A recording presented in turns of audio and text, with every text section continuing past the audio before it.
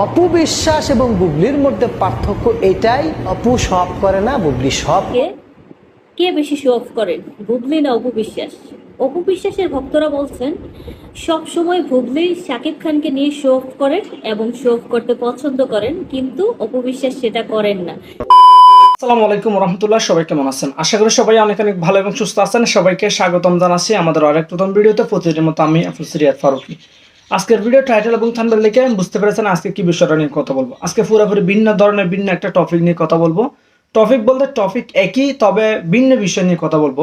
চিত্রনায়ক শাকিব খান এবং চিত্রনায়িকা বুবলি এবং অপু বিশ্বাস।